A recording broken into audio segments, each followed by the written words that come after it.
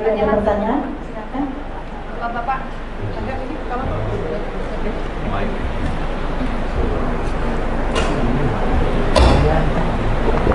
Assalamualaikum warahmatullahi wabarakatuh. Waalaikumsalam warahmatullahi wabarakatuh. Bagaimana hukumnya jika kita takziah sedangkan almarhum itu orang lain? Apakah pahalanya sampai kepada almarhum? Waalaikumsalam warahmatullahi wabarakatuh.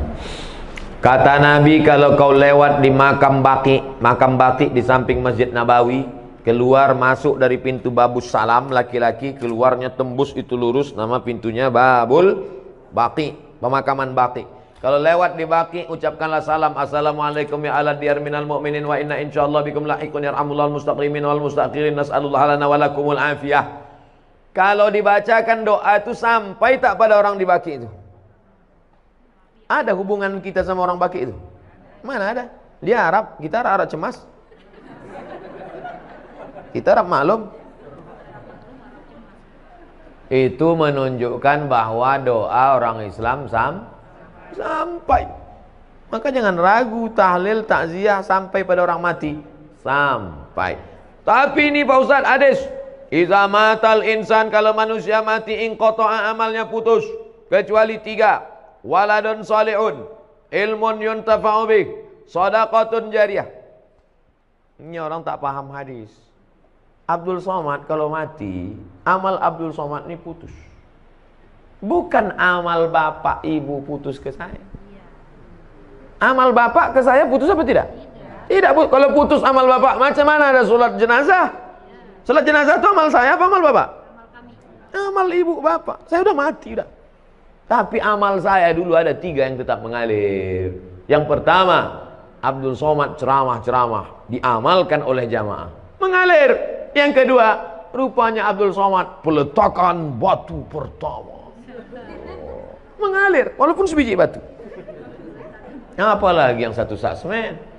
Yang ketiga, anak Abdul Somad, Mizian Hazik Abdillah, berdoa dia di tengah malam, mengalir. Bukan maknanya amal orang lain tak mengalir. Amal saya putus kecuali 3, tapi amal orang tetap mengalir. Jadi jangan ragu tentang ini. Apa saja yang mengalir itu Pak Ustadz? Bacaan Quran mengalir. Mana dalilnya? Abdullah bin Umar, anak Umar bin Khattab berpesan, nanti kalau aku mati meninggal dunia, bacakan pada bagian kepalaku Al-Fatihah, bacakan pada bagian ujung kakiku ujung Al-Baqarah. Riwayat lain, bacakan pada bagian kepalaku awal Al-Baqarah sampai wa ulaika humul muflihun. Pada bagian kakiku bacakan lillahi ma fis samawati sampai habis. Itu menunjukkan amal orang hidup baca Quran sampai, doa sampai, sedekah sampai, haji sampai, kurban sampai. Apa sedekah yang paling afdal ya Rasulullah? Saqil ma, kasih air minum. Buatkan sumur bor untuk almarhum. Nah, tempat kita jangan kasih air lagi, atas air, bawah air, banjir. Apa yang perlu dia kasih. Di pondok pesantren ini apa yang perlu? Perlu kalian air? Tidak apa, banyak udah air. Apa yang perlu? WC, ya kasih WC. Kemarin di Palembang, bantuan dari alumni 52 unit WC. Oh, bagus. Apa yang paling diperlukan orang? WC ini sangat diperlukan di pesantren. Berapa anak-anak yang kebelet tertolong. Man yassara an mu'sirin yassarallahu anhu yaumil qiyamah. Siapa yang memudahkan urusan orang, dimudahkan pula urusan dia. Oh, itulah urusan yang paling tersulit di dunia. Dilepaskannya urusan orang. Bagus sekali. Bapak-bapak yang ketawa berarti pernah mengalami.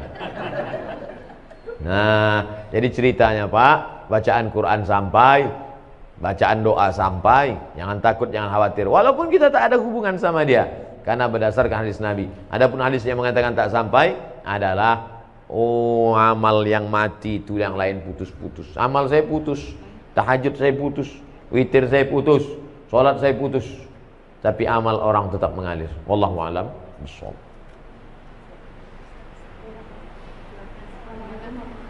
Waalaikumsalam. Tadi amal yang tidak putus ada 3. Kemudian amal doa anak yang soleh. Apakah itu masih anak yang kandung? Atau doa anak yang yatim yang Ibu kalau mendoakan saya, sampai tak doa ibu ke saya? Sampai. Kita tak ada hubungan. Bapak kalau mendoakan saya sampai apa tidak? Sampai, tak ada hubungan. Makna anak soleh itu bukan membatasi hanya doa dia yang sampai. Makna doa anak soleh itu artinya amal Abdul Somad ada 3 yang tetap mengalir. Ceramah Abdul Somad ini amal dia apa tidak ini? Amal. Kalau Abdul Somad ngasih semen, ngasih batu bata, itu amalnya apa tidak? Amal. Anak Abdul Somad itu anaknya itu amalnya apa tidak? Kalau anak itu bukan amal saya tengok aja bini saya, mungkin lahir anak saya itu. Nah, begitu kasarnya, mohon maaf, beri maaf. Jadi makna anak tadi jangan diragukan. Ustaz, kami ini tak punya anak, cuma anak angkat. Mengalir. Anak tiri, mengalir. Anak orang, mengalir. Mengalir. Jangan takut tentang masalah. Yang tak punya anak, jangan takut. Anak asuh, anak yatim. Makna hadis itu mengatakan anak soleh artinya amal kita nih putus, tapi ada 3 amal kita. Sedekah itu amal kita, anak itu pun amal kita, dan ilmu yang kita ajarkan itu pun amal kita. Bisa dipahami? Insyaallah. Wallahu a'lam.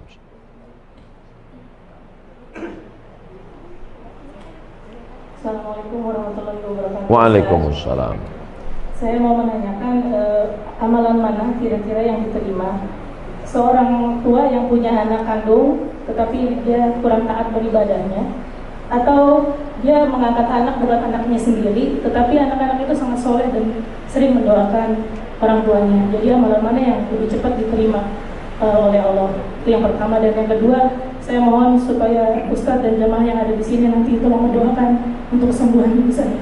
Nanti di akhir majelis kita doa semua untuk kesehatan, untuk husnul khatimah, untuk anak-anak kita dijaga dari narkoba. Nanti di akhir majelis. Punya anak kandung, kerjanya minum khamar, sakau, mabuk. Ada anak angkat, orangnya soleh. Kedua-duanya ini berdoa. Mana doanya yang lebih dulu sampai? Illalladzina amanu wa amilus shalihat. Semua manusia ini rugi kecuali orang beriman dan beramal soleh. Yang ditengok bukan anak kandung, anak tiri, anak angkat, tetangga, kawan, jiran, sahabat. Yang ditengok adalah soleh. Makanya Rabbi habli minas sholihin. Jangan takut tidak punya anak, tak ada yang mendoakan. Jangan takut bahwa kita tidak punya anak, tapi kita didik anak-anak kita jadi soleh, baik, bagus, memang itu perintah agama. Tapi terlalu khawatir tak punya anak, jangan takut. Nah, oleh sebab itu maka doa sampai, doa kawan sampai. Itu makanya kita suruh dekat-dekat dengan orang-orang soleh, berjamaah. Meninggal kita, saya insya Allah kalau mati jamaah di Surama ini banyak mendoakan. Tak ada pun doa dari tetangga, sahabat, kerabat, doa dari jamaah banyak doakan. Yang penting hablum minan nasnya baik, hablum minallah baik. Maka syarat dikabulkannya doa amanu wa amilus sholihat, beriman dan beramal soleh. Wallahu a'lam.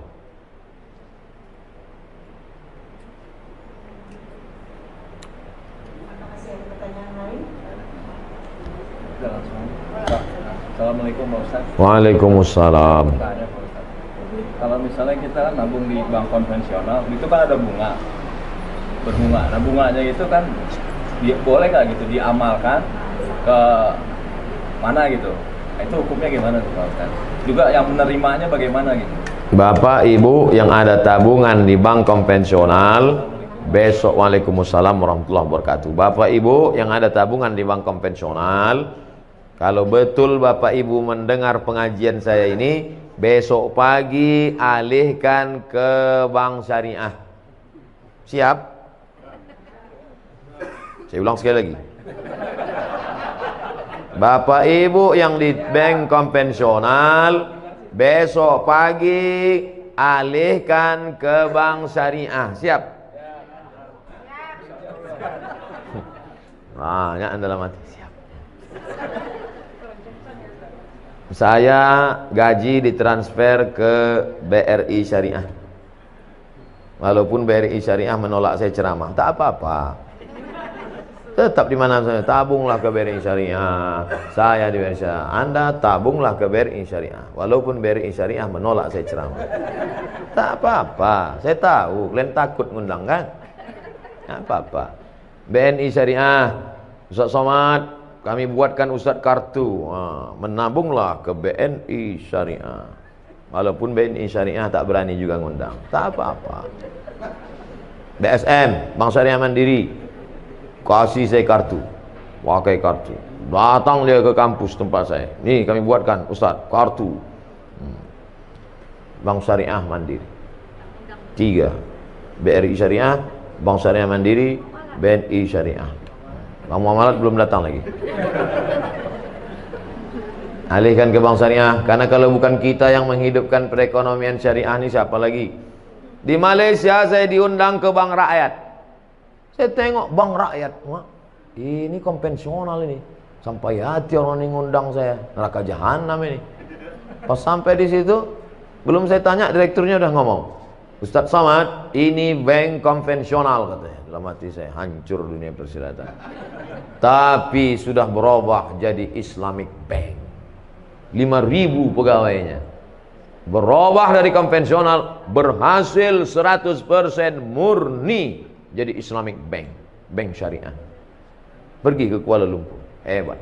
Maka besok, 2 yang menyebabkan sulit merubah bank konvensional jadi syariah. Pertama, political will, politik.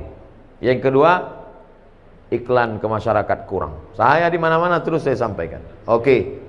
Sekarang kita cerita tentang Bapak punya tabungan di masa lalu dan sekarang bunganya ada. Mau dikemanakan bunganya ini?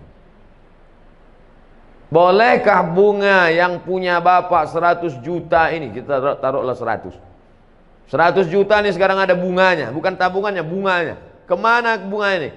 Kata Syekh Yusuf Al-Qardawi, nama kitabnya Fatawa Mu'asirah, sudah dicetak oleh Gema Insani Press Jakarta. Judulnya Fatwa-Fatwa Kontemporer Yusuf Qardawi. Diserahkan ke lembaga yang dinikmati orang banyak, masalih ammah. Masjid, panti jompo, panti yatim, sekolah Islamic boarding school, serahkan. Bapak yang ada tabungan-tabung di konvensional, duit hasilnya itu riba, jangan kasih ke anak, jangan kasih makan ke rumah, serahkan ke lembaga yang dinikmati orang banyak. Ini jangan Ustaz Somad ini ceramah gini, nanti ujung-ujungnya kemana Pak Ustaz? Ke saya. Saya sampai sekarang tak pernah kepentingan pribadi saya serahkan ke lembaga-lembaga yang banyak dinikmati orang banyak. Wallahu a'lam. Ustaz, assalamualaikum warahmatullahi wabarakatuh. Waalaikumsalam. Masalah bank syariah yang saya tahu di Indonesia, bank syariah itu patokannya masih Bank Indonesia, masih konvensional. Karena saya pernah punya pengalaman pribadi di kantor, mau nutupin kredit yang lebih cepat, itu tetap kena denda, Ustaz. Nah ini jadi seperti apa ya, Ustaz? Seluruh bank di Indonesia menginduk kepada BI. Tidak ada yang di luar BI. Tidak sama macam di Saudi Arabia atau Dubai Islamic Bank, atau di Mesir Faisal Islamic Bank, cabang dari Faisal Islamic Bank Saudi Arabia sendiri. Semuanya tetap menginduk ke BI. Yang menetapkan suku bunga BI. Makanya selalu saya katakan ini proses menuju pure syariah.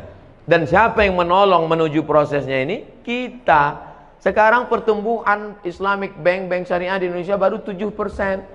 Yang 93 konvensional. Padahal umat muslim terbesar di dunia Indonesia. Menunjukkan kita Islam ritual oke, Islam haji umroh mantap. Tapi kalau sudah menyebut ekonomi, maka kita support menuju syariah. Bahwa Abdul Somad mati nanti belum juga terwujud, paling tidak kita pernah berkontribusi menuju. Jadi kalau bapak menabung bank syariah, bapak barulah dia kuat. Setelah kuat, barulah dia bisa independen, murni sendiri.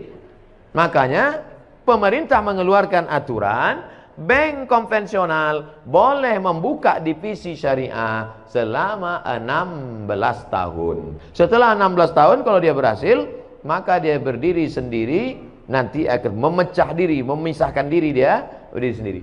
Tapi tetap menginduk. Nanti tetap sampai pada puncaknya. Sekarang beberapa bank daerah, Nusa Tenggara Barat, BPD-nya, Bank Pembangunan Daerah, sudah jadi bank syariah. Aceh jadi bank Aceh. Riau insya Allah tak lama lagi. Sumatera Barat Bank Nagari, itu akan jadi bank syariah. Setelah nanti ini banyak bank syariah ini bergabung besar, mungkin bukan zaman kita, zaman anak kita, zaman cucu kita, barulah maka kita. Tapi kita nanti ikut ditanya Allah Ta'ala, apa kontribusimu menegakkan bank syariah Indonesia? Aku ikut berkontribusi karena meletakkan uangku di bank syariah. Jadi kalau dikatakan mana itu yang pure murni original syariah, belum, menuju syariah. Mudah-mudahan kita termasuk orang yang ikut berkontribusi dan mensupport program ini. Amin ya rabbal alamin.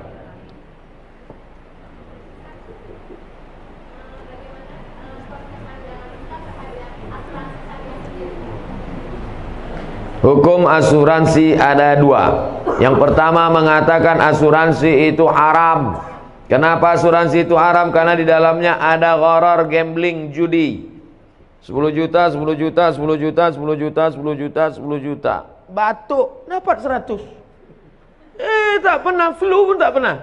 Tak dapat, bertahun-tahun tak dapat. 10 juta, 10 juta, 10 juta, 10 juta kumpul. Nabrak tiang listrik. Langsung dapat. Ini tak pernah. Akhirnya marah dia karena udah bertahun-tahun tidak. Tabrakannya dapat. Maka karena ada unsur gambling, gharar, judi di dalamnya, haram. Kata fatwa yang pertama. Datang fatwa yang kedua, mengatakan boleh. Kenapa boleh? Karena di dalamnya ada unsur ta'awun, wa ta'awanu 'alal birri wat taqwa wa la ta'awanu 'alal ismi wal 'udwan. Jadi fatwa ulama tentang asuransi ini dua. Yang satu mengatakan haram, yang satu mengatakan boleh. Saya sampaikan dua-duanya dalam satu majelis. Kapan muncul masalah? Ketika dalam satu majelis saya sampaikan satu. Nah, itulah yang ada video Pak Profesor Dr. Ma'ruf Amin mengharamkan BPJS, tiba-tiba membolehkan. Dua-dua itu fatwa ulama. Cuman bedanya waktu belum jadi wapres disampaikannya satu. Setelah disampaikannya dua. Lalu kata orang, wah ini fatwanya kok berubah? Tidak, fatwa itu dua-dua ada. Buka dalam kitab Fatawa Mu'asirah, fatwa-fatwa kontemporer Syekh Ali Jum'ah Mufti Mesir. Tolong jangan upload sepotong-sepotong. Bahwa memang ada dua fatwa. Jadi kalau ada di antara bapak ibu yang memilih asuransi, perbuatannya itu betul atau tak betul? Betul, dia pilih fatwa kedua. Kalau ada di antara bapak ibu, aku sampai mati tak mau asuransi, perbuatannya itu betul atau tak betul? Betul juga, karena dia pilih fatwa yang pertama. Kok bisa ulama ini buat dua pendapat? Karena Nabi tidak ada menyebut dulu asuransi. Asuransi itu muncul belakangan dan ulama berijtihad. Rambut sama hitam isinya macam-macam. Ijtihadnya begini, ijtihadnya begini. Ustaz sendiri, saya tidak pakai asuransi kendaraan sampai sekarang. Terus Ustaz selamat terus, bolak-balik tabrakan. Mana berat yang listrik, sedang nyetir ditabrak orang dari belakang. Bahwa dia datang, musibah namanya. Oleh sebab itu maka amalkan sesuai keyakinan. Jadi kalau ada orang mengatakan, apa ya kau pakai asuransi? Sholat rajin, pengajian rajin, pakai asuransi. Fatwa kedua, bray. Wallahu a'lam.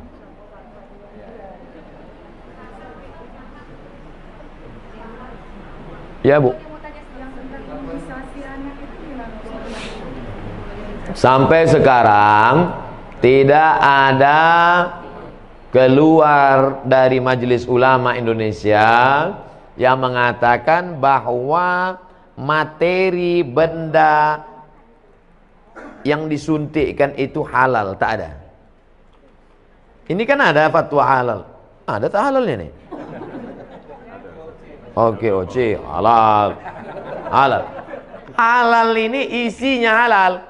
Sedangkan itu, suntik itu tidak ada yang mengeluarkan fatwa isinya itu halal. Tak ada. Yang ada fatwa boleh memakainya karena darurat. Bukan isinya. Boleh memakainya. Bedakan antara fatwa isi dengan fatwa memakai. Sekarang saya masuk ke hutan. Sampai di hutan tak ada makanan. Yang ada cuman babi. Lalu saya telepon. Assalamualaikum Ustaz. Waalaikumsalam. Ini ada babi nih Ustaz. Boleh tak saya makan? Kata Ustaz itu, ada kau makanan yang lain? Tak ada. Jadi pilihannya cuma dua aja Ustaz, mati sama babi. Makanlah babi itu.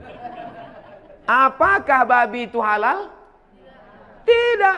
Sampai mati babi tak halal. Tapi memakan babi saat itu boleh karena darurat. Karena kalau tak dimakan mati sampai dapat pisang.